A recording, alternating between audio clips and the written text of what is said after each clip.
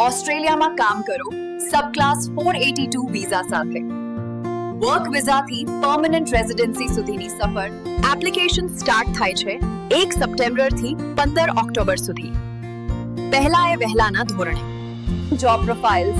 car driver grocery store supervisor અને warehouse worker